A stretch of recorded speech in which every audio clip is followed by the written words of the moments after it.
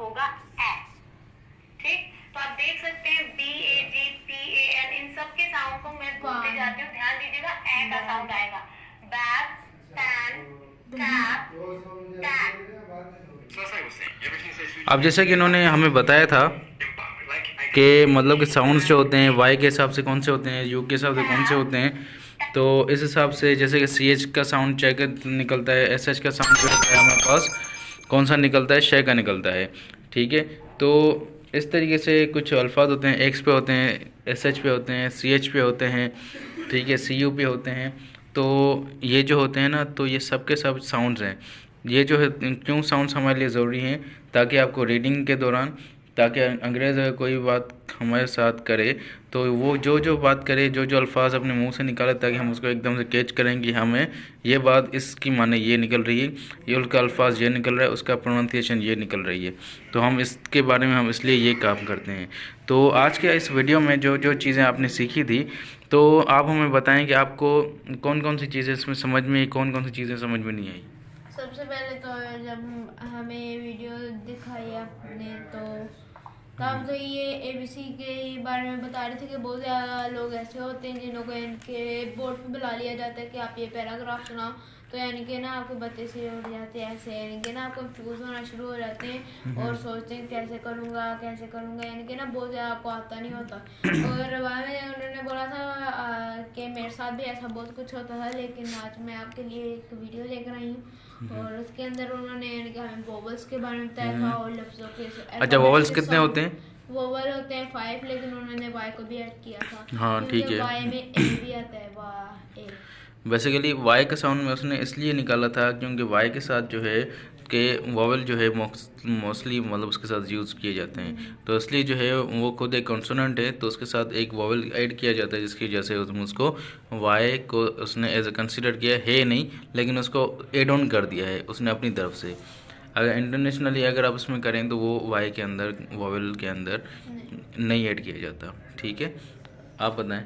जी, तो मैंने इसके अंदर ये समझा, जैसे कि ये उस्मान भाई भी बता रहे थे कि वावल्स के बारे में, जो 5 वावल्स बताया उन्होंने एक ऐड किया अपनी तरफ से, उसके अलावा यानी कि जो था यानी कि ऐड किया, तो उसके अंदर हमें बताते हैं कि ए के बाद कैसे निकालनी है, आ की जैसे आवाज़ वो बता रहे थे कि हम इनकी आवाज़ निकाल, वो खुद बता रही थी ABC की, और कुछ कुछ लफ्ज़ ऐसे हैं जिनकी आवाज़ नहीं है लेकिन उनको डबल, उनकी बहुत सारी आवाज़ें निकलती हैं बहुत टाइप की, तो इस वजह से उनको उन्होंने बाद में बताया कि इनके बारे में हम बाद में बात करेंगे। तो उन्होंने हम बाद में हमें बताया कि जब ये कोई लफ्ज़ होता है डबल, कोई लफ्ज़ डबल आ जाता है, डबल F आ जाता है, डबल L आ जाता है कोई भी, फिर जब इसका L का जो होता है ला, तो डबल अगर आएगा तो फिर उसको फिर भी लाई पढ़ेंगे। F का भी ऐसे ही होगा, डबल F आ जाएगा उसको भी फाई पढ़ेंगे। बिल्कुल। तो इसी तरह हम अगर डबल लफ्ज़ है तो उसको वैसे ही पढ़ेंगे जैसे हमने सिंगल को पढ़ा था। बिल्कुल। तो हमने ये समझा और वावल समझा, लफ्ज़ वगैरह समझे, और भी कहने के हमने काफ़ी चीज़ें समझी जो हमें बहुत ज़बरदस्त, ज़्यादा बेहतरीन। बताया। अच्छा, आप बताएं। अच्छा, तो उन्होंने यानी कि लॉन्ग वॉइस के बारे में और शॉर्ट वॉइस के बारे में बताया था। उन्होंने बोला था कि यानी कि हग हो गया HUG, उसमें हग यानी कि एक ही आवाज़ आती, यू की नहीं आती, जैसे कि यूनिवर्सिटी हो गई उसमें यू की सिर्फ आवाज़ आती।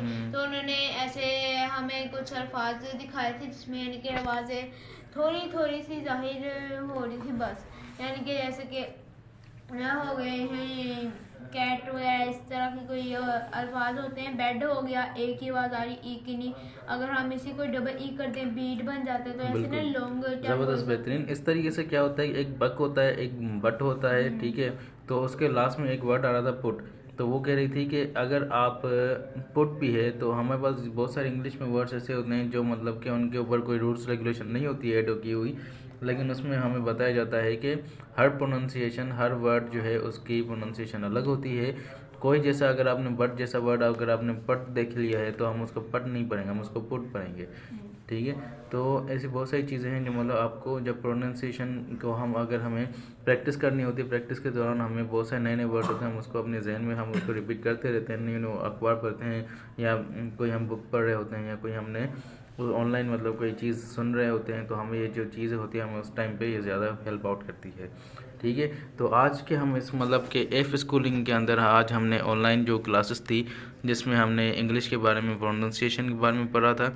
उसके अंदर जो जो अल्फाज जो होते हैं कौन कौन से आते हैं, वॉवल्स क्या होते हैं, कॉन्सोनेंट क्या होते हैं, ये सारी आपने उसमें चीज़ सीखी। और जैसे कि आपके हमारे जो स्टूडेंट हैं वो मतलब कि अब थक भी चुके हैं और सीखने की बात नहीं है ऐसे लेकिन वो मतलब कि आपको एक अच्छे तरीके से उन्होंने आपको ब्रीफ किया। Thank you so much. और इस तरीके से आप मेहनत करते रहें, इंशाल्लाह आप एक दिन अच्छे स्पोकन बढ़ेंगे। Thank you so much. अल्लाह हाफिज़। हम दूसरे दिन नई क्लासेस स्टार्ट करेंगे, लेकिन उसमें हम अपने इडियम्स के बारे में, फ्रेसेस के बारे में और मतलब पैसेज और इन सब के बारे में हम डिस्कस करेंगे, ये क्या चीज़ होती है। Thank you so much.